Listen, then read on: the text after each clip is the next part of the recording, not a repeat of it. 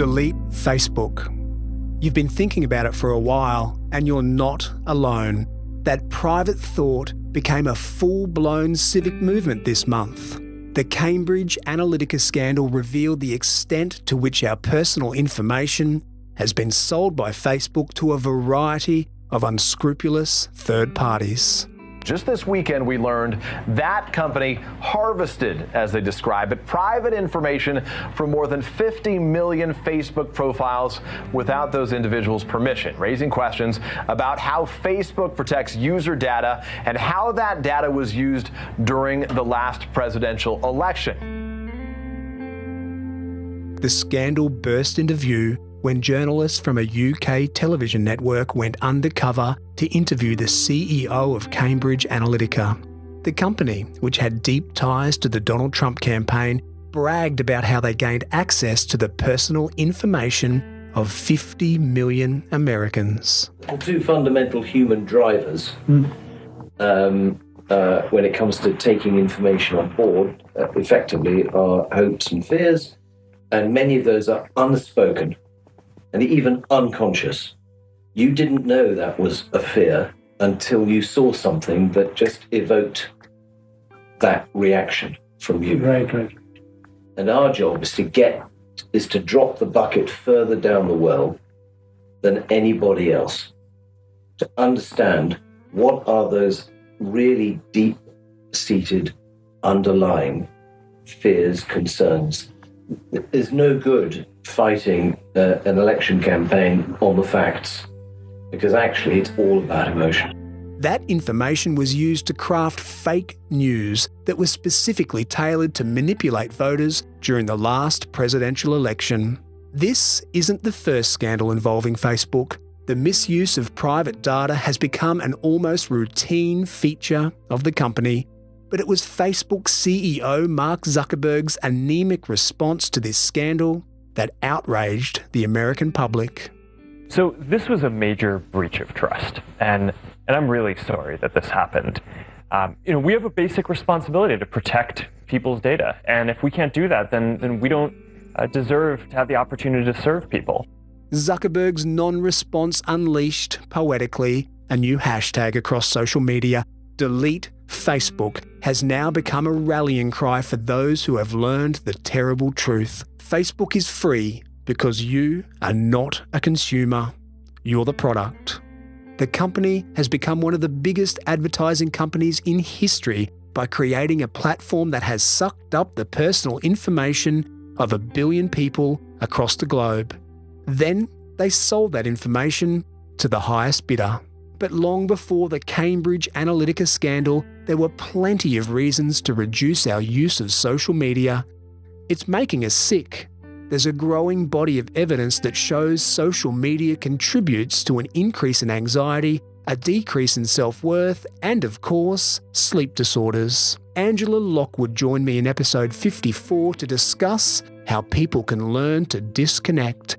Angela is the author of the book Switch Off: How to Find Calm in a Noisy World. She told me that most people think it's nearly impossible to reduce their use of social media.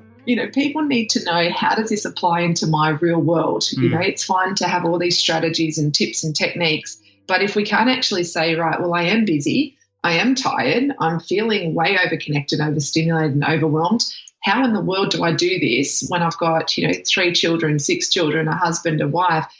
All these other competing demands. Tell me how I can do it. And that's why Switch Off is a really practical book, exactly written through the frame of this is how you do it. And so that whole sense of overwhelm ties into what we were just talking about, that because there is so much we're cramming into our lives, there are so many things to do.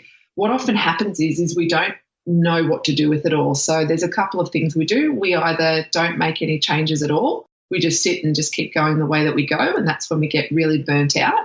Other ways, what we do is when we're so overwhelmed, we have a huge meltdown and we just go, this is all a bit too much and I'm sick and I'm just going to have to crash and burn right now. And again, you can hear the two, whether or not, we keep going and push on or whether we give up. Unfortunately, the outcome is often similar. We get sick, mentally or physically, and it's not a great outcome. So that sort of feeling very overwhelmed is around choice, but it's also about the amount of stuff we're trying to cram into our day. So we're talking through the 3 O's. We started with overconnected. We're talking about overwhelmed, and overstimulated we'll get to next. But overwhelmed, you talk about people who will either just keep doing what they're doing and feeling overwhelmed and too much and not setting boundaries and forgetting to flick the switch, or people who will just crash and burn and have a little meltdown or a breakdown. Why are they the 2 options? Are we not very good is it human beings, or is it modern human beings, or is it Western world? Are we not very good at gauging where we are emotionally? I think we're getting better. I will say that we are getting better. We're very much more aware that our bodies and our minds are so deeply connected that what happens in our body is, often manifests in the mind and vice versa. We are becoming more aware of it, particularly when we see a lot of wellness holidays and people going on retreats increasing each year. The wellness industry is a multi-billion-dollar industry, isn't it? Because people are, it's huge. Luckily, it's Lucky for definitely you. It is in the space that I'm in. But what I don't want to see is return customers, right? I want to see people who are, solving the things that are happening in their lives and can continue to do that. Not just going, on escapes, which is unfortunately sometimes what we do is we escape our reality. We come back and we realize it's all still there and nothing's changed. But that's a whole nother conversation. But what I really see that sort of overwhelmed sense comes down to is our inability to prioritize what's important. So I'm going to say that again. So the first one around being overconnected is really around not being able to set boundaries strong enough. Mm-hmm. The second one about being overwhelmed is around not being clear around our priorities. So what are the things that are really important to do, and what's the other stuff we can get rid of? What's the other stuff that we don't need to be focusing our attention on? And that's all those little nitty-gritty things that, we often just mess around with when we're bored. That's great advice. How can I really, truly work out what lies at the heart of David Frizzell's priorities? How can I peel back the layers of what's vying for my attention and work out what truly is what I care about? Look, some people will talk about looking at your values, and some people will talk about, going sort of more self-exploration. Mm-hmm. They're probably the easy way that I would say that everyone can do, no matter how much time you have or where you are, is you actually just slow down. And what I mean by that is when you are feeling like you're in this sense of overwhelm, it needs to be your cue. So what I mean by this, is that sense of overwhelm is that your chest is tight, your breath's short, sometimes you're holding your breath, your shoulders are up, you're getting tension in the back of your eyes, in your head. You can feel when you're getting too much. You just feel like you do want to escape.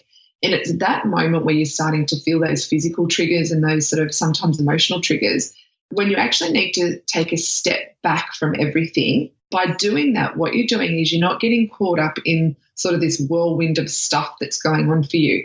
And when you take a step back and you sort of slow it down a little bit, what you're doing is you're getting perspective on what actually is happening in your life. And when you do that, you actually literally look at your to-do list. Mm-hmm.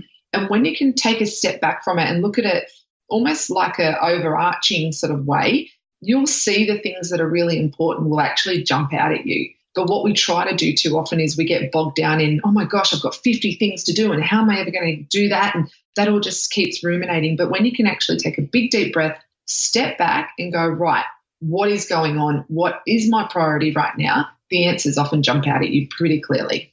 That's great advice. It makes sense rationally, but if I'm in that state of overwhelm where I can't take a deep breath, my chest feels tight, and I'm just highly anxious, the ability to even remember to slow down, to remember to try and slow down, let alone to actually be able to slow down and get some perspective, that's a real challenge.